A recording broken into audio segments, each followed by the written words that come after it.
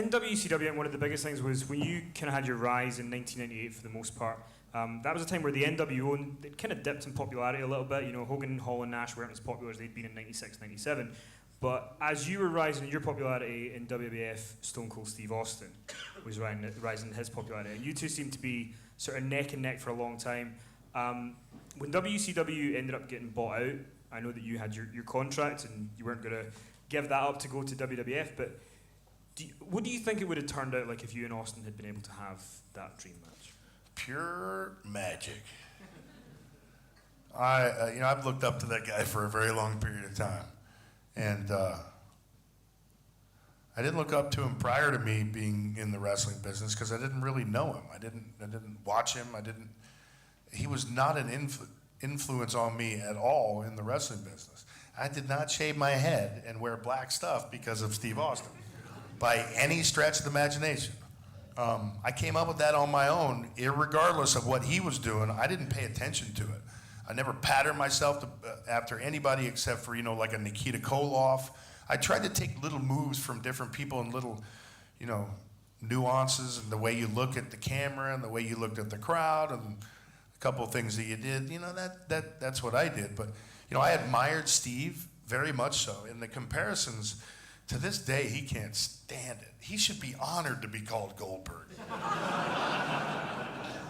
Because that means he's like 275 and ripped. And then when people called me Austin, I'm like, I don't weigh like 230. Come on, give me a break. And so it really pisses him off. I think it makes him more mad than it does me. I'll go through the airport and people are like, Austin. I keep walking, man. I keep walking because, as I told you earlier, the best way through life is the path of least resistance.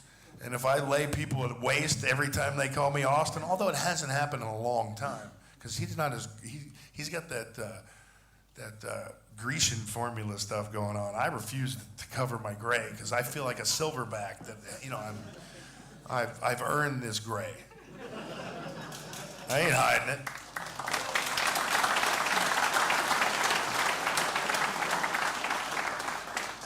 What would you say was the craziest thing that you've seen in WCW? Rick Steiner with a stick of dynamite. No, I'm kidding. Well, kinda. But the craziest thing I've seen in WCW. I think one of the craziest things I've seen in WCW is the night I put my arm through that limousine window. And I'm headed back to the locker room, and I got my arm up in the air, right? And they got towels around my arm, and they're putting pressure on it, and I'm fuming. My adrenaline is going so much. I wanted to kill Scott Hall. That's why I went after that limo, by the way. I acted like he was, as I'm tensing up right now, I acted like he was that limo. I absolutely wanted to decapitate the kid. So I went after the limo, I cut myself, and I went berserk. And that's when I grabbed both hands and I hit the hood. And it was the highest rated segment on cable television up until that point on TNT, but it cost me 199 stitches. But and as we're walking to the back, it's hurt. I'm hurt, but I didn't know how much. The craziest thing I ever saw was the reaction. It was like this. I know there aren't that many wrestlers, this many wrestlers in the back at one given time, but it seemed as if I'm sitting right here on the doctor's table, and it seemed as if there was this many people in the crowd looking, and I had my arm up like this, and they took the towel off of my arm, and the sea of mouths that hit the floor was kind of like when I beat Brock in like 12 seconds. I was like, oh no, this must be bad. Because I couldn't feel it. I knew I was hurt, but your adrenaline's pumping, man. I was a high octane athlete at that point. I couldn't let pain hurt me. But man, when I saw everybody's eyes, I'm like, oh my God, I am not gonna like this at all. And I came a centimeter from hitting that nerve, and I never would have had the use of my arm again as I sit here and laugh about it. But that just shows how irresponsible I was. But, you know, hey, I also tried to go to the end of the earth to entertain everybody, you know, and I wanted to kill Scott Hall at the same time. So I think that was the perfect storm of a great television segment. You know, I don't know, WCW, those were the outlaw days of wrestling, man. It was awesome. I mean, riding with the Steiner brothers, and I mean, those guys are crazy, absolutely nuts. It's hilarious, but the craziest thing, man, there were so many crazy things. Riding with Kurt Hennig was crazy. I'll tell you a really funny one, okay? I don't think I've ever told this one before. This is why you pay me to come over across the pond to open up my heart and further emasculate myself more. So I'm riding on a plane in first class with Kurt Hennig, and we're headed to a show. And I get up and I use the restroom, and when I come back, it smells of God knows what, and everyone in first class is laughing at me. And Hennig's the biggest joker in the world, and I knew he did something, but I didn't know what.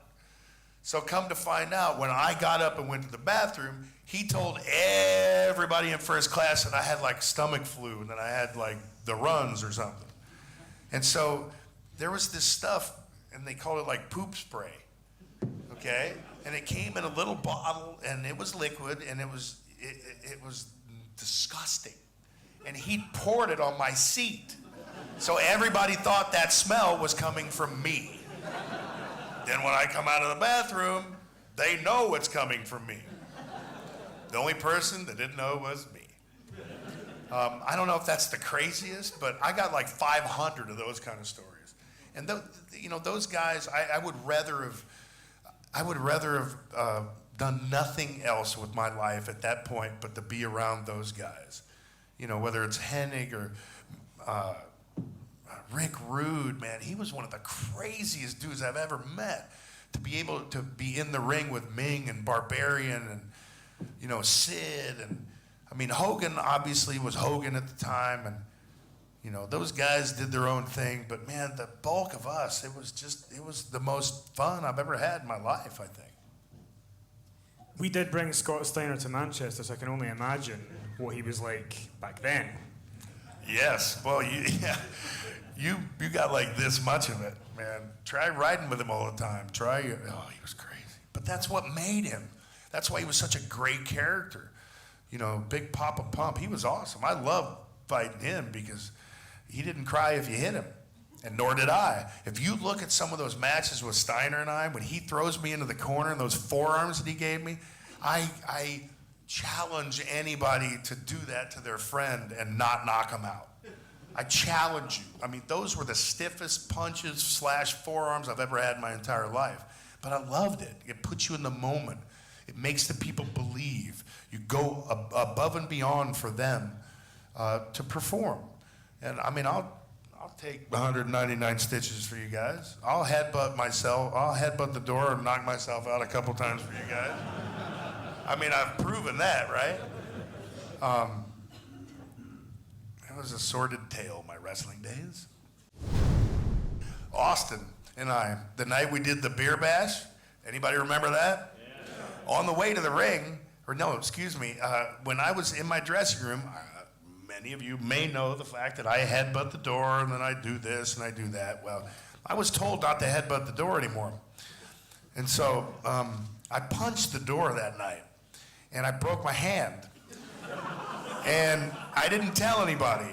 And I popped it back in before they knock on my door. I punched it. I broke my hand. I grabbed, thank God I was wearing that glove with the tape on it, right? And so I popped it back in and I slung the door open and I'm like, oh, this is not going to be good. It's like the first couple spots I had to punch guys and clothesline them. And so I think Rosie was, I can't remember who the guys were, but man, I hit the first guy, I had to pop it back in. I forearmed it, clotheslined the guy and went down and I had to pop it back in. And then fast forward to the end of the match and Austin's in there, first time we'd been in there together, right? And so we get the arms up and he's gonna hate me for this. But So we did the beer bash, and I swear to God, I was in so much pain, I drank every one of those beers. I mean, I think there was like 14 of them or something. I don't know how many there were. But let's just say that Steve didn't drink as many as I did. And I didn't know that, I can't ruin that, man. You know, the beers kind of go this way and they don't go that way, but I drank every bit of it. And he says, oh, you really drink those, kid? I'm like, yeah, because I got to get rid of the pain. And so that night, I realized I drank more beer in one night than Steve Austin did. But, you know, that was one night. And he owes me one, so.